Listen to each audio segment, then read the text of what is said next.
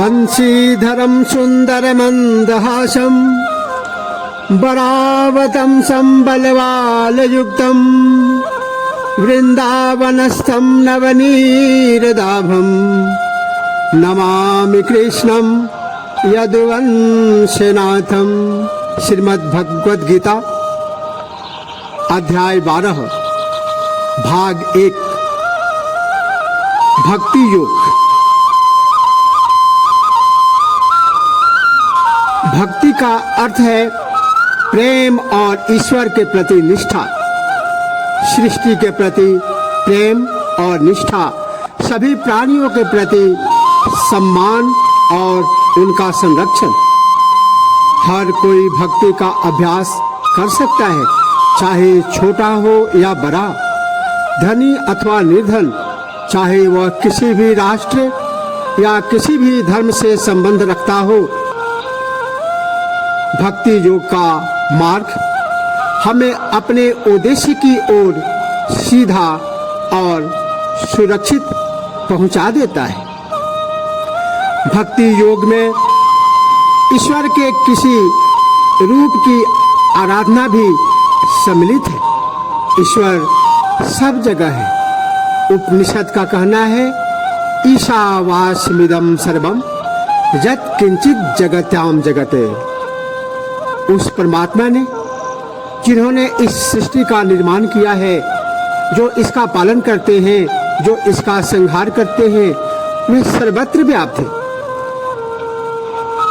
प्रकृति के एक कण कण में उनकी व्याप्ति है, उपस्थिति है। ईश्वर हमारे भीतर, हमारे चारों ओर निवास करता है।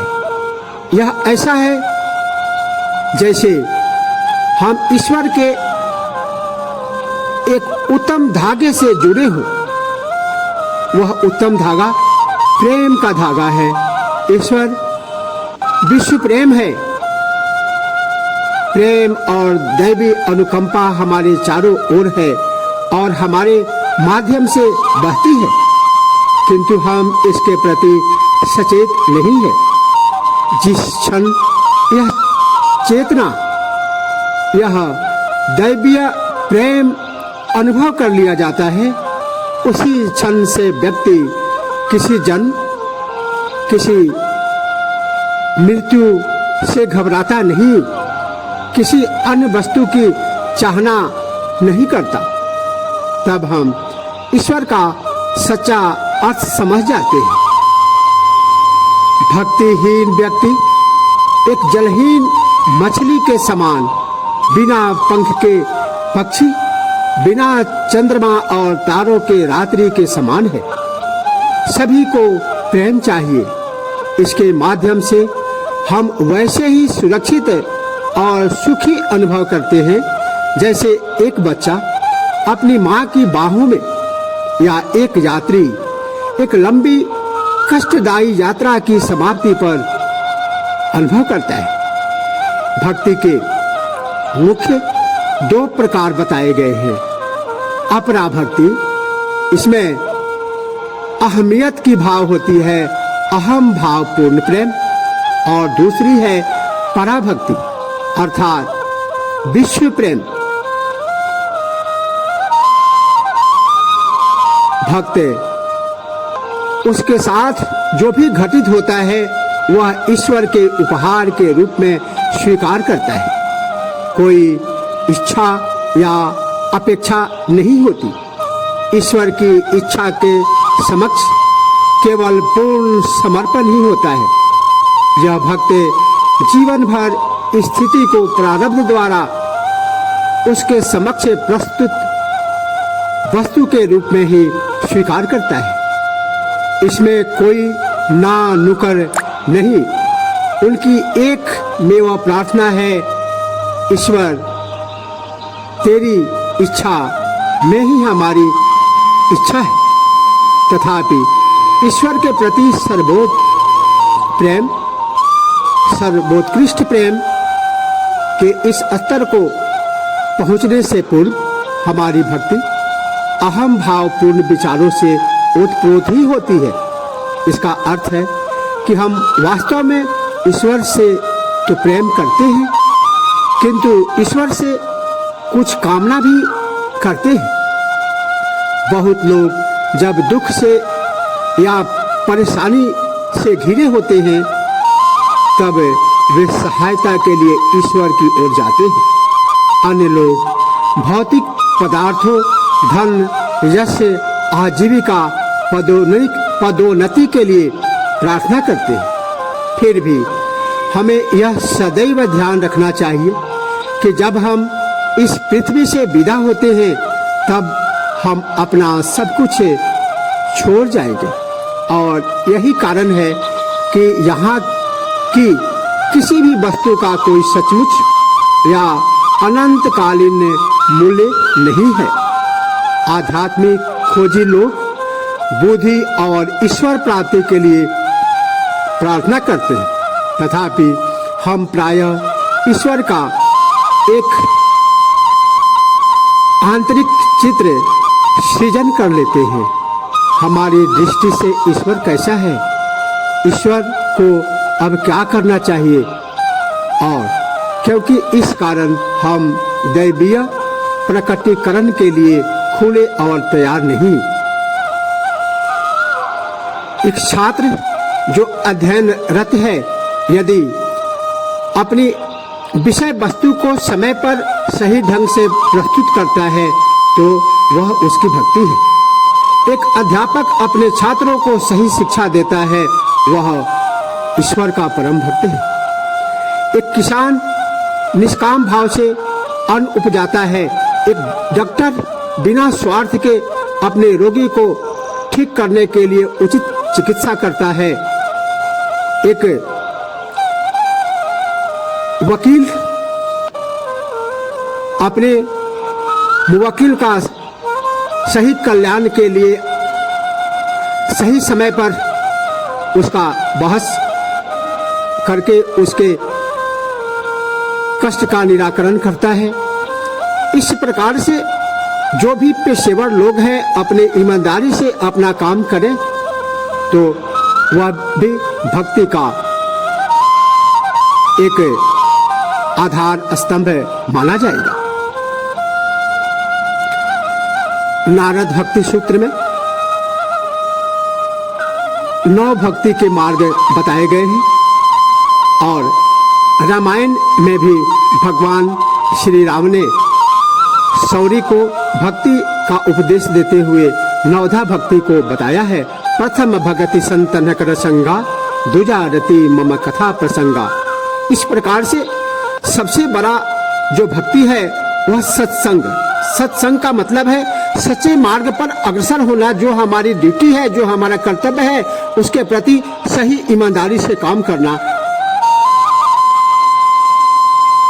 और सात्विक विचार रखना, सन्मार्ग पर अग्रसित होना, व सत्य के मूल्य को पहचानना। सत्यमेव जयते नानृतम, अपने जीवन से बुराइयों को हटाना, सकारात्मक विचार को लाना, पॉजिटिव ऊर्जा भरना, यह भक्ति योग है। भक्ति योग नामक 12वां अध्याय में भगवान श्री कृष्ण ने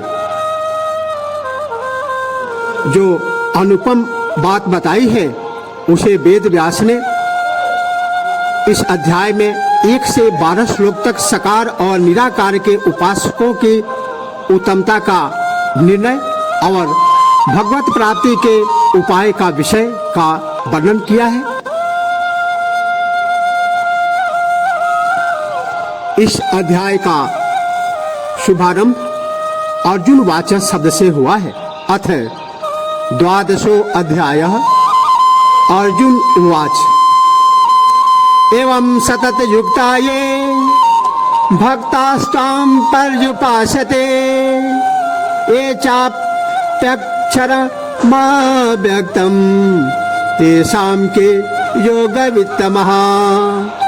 अर्जुन बोले, जो अनन्य प्रेमी भक्त पूर्व वर्णित प्रकार से निरंतर आपके भजन ध्यान में लीन रहकर आपके सगुण परमात्मा स्वरूप को तथा अन्य भक्त जो एकमात्र अविनाशी सच्चिदानंद निराकार ब्रह्म को अति श्रेष्ठ समझकर भजन भक्ति एवं ध्यान में लीन रहते हैं, आपके इन दोनों प्रकार के भक्ति उपासकों में अति श्रेष्ठ योगी ज्ञानी कौन है?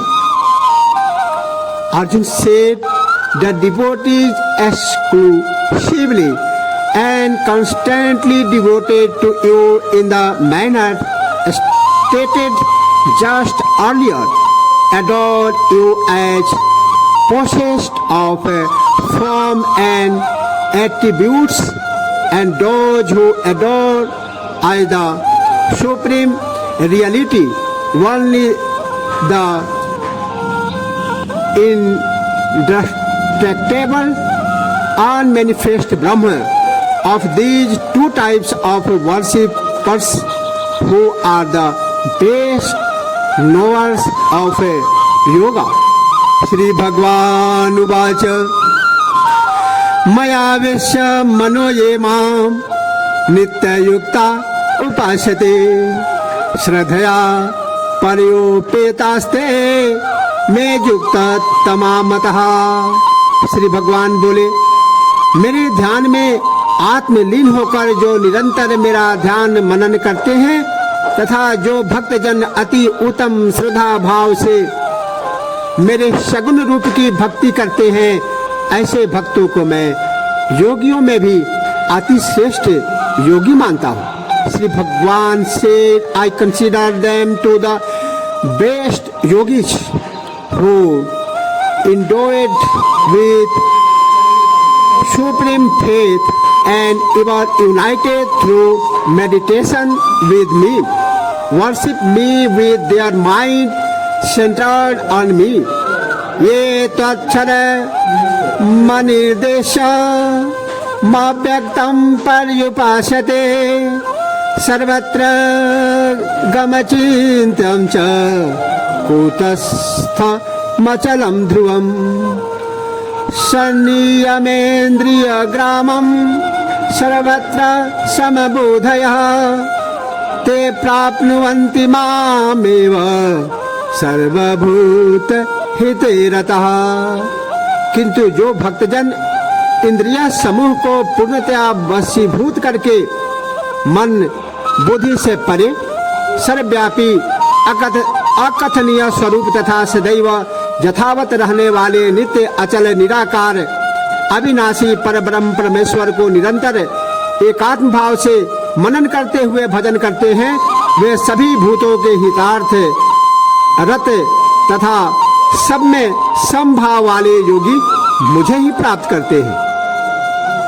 Those however who fully controlling all their senses and even minded towards all and devoted to the welfare of the beings constantly adore as their very self the unthinkable, omnipresent, indestructible, indefinable, internal, immovable, unmanifest and changeable Brahma, they too come to me.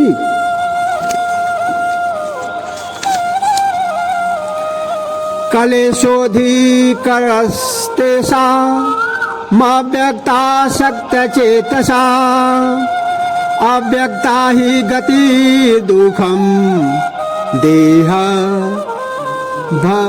देहद्भि रवाप्यते। उन सच्चिदानंद आनंद निराकार ब्रह्म में आसक्त मन स्थिति वाले भक्तों की भक्ति साधना में विशेष कठिन श्रम है, क्योंकि शरीरधारी अहंकारियों द्वारा अव्यक्त विषयक गतिशीलता दुखों द्वारा प्राप्त की जाती है। Of course, the stand in greater for those who have their mind attached on the unmanifest as attunement with the unmanifest is attained with the difficulty by the body conscious people. ये तु सर्वाणि कर्माणि मयि सन्न्यासस्य मत्परः अनन्येनैव योगेन मां ध्यायन्त उपासते तेषामहं समुद्धर्ता मृत्यु संसार सागरात् भवामि न चिरात् पार्थ मया वेशितचेतसा। किंतु मेरे प्रति आत्मसमर्पित रहने वाले भक्तजन अपने सभी कर्मों को मुझे समर्पित कर मुझे सगुण रूप परमात्मा को ही अनन्य भक्ति भाव में लीन होकर भजते हैं। हे अर्जुन, मुझ में आत्म लीन रहने वाले भक्तों को मैं त्वरित ही मृत्यु रूपी भव सागर से उद्धार करता हो जाता हूँ। On the other hand, those depending exclusively on me and surrendering all action to me, worship me, God, with attributes, constantly meditating on me with a single-minded devotion.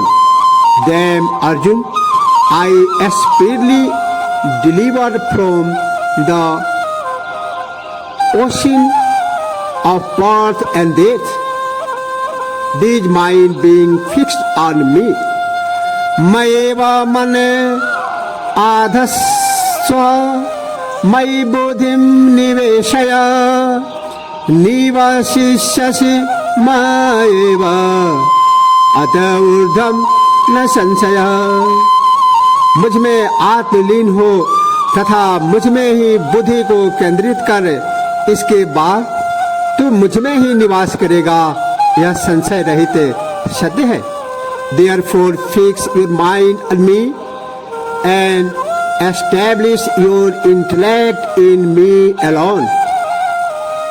Thereafter you will abide slowly in me, there is no doubt about it. अतचितं समाधातुं न शक्नोषि मयि स्थिरम् अभ्यास योगेन ततो मां छाप्तुं धनंजय। यदि मुझ में अपने मन को अचल भाव से स्थापित करने की सामर्थ्य नहीं है तो हे अर्जुन, अभ्यास रूपी योग द्वारा मुझे प्राप्त करने की कामना कर। If you cannot steadily fix the mind on me, Arjun, then seek to attain me through the yoga of practice. Abhyase tya samarthosi mate karma paro bhava madarthamapi karmani कुर्बन सिद्धि मवाप्स्यसि। यदि तू उपयुक्त अभ्यास में भी असमर्थ है तो अपने सभी कर्म केवल मेरे ही निमित्त करने का भाव निर्मित कर। इस प्रकार मेरे ही निमित्त कर्म करता हुआ तू मेरी प्राप्ति रूप सिद्धि को प्राप्त करेगा। If you are unequal even to the pursuit of such a practice, be intent to work for me, you shall attain perfection even by performing action for my sake.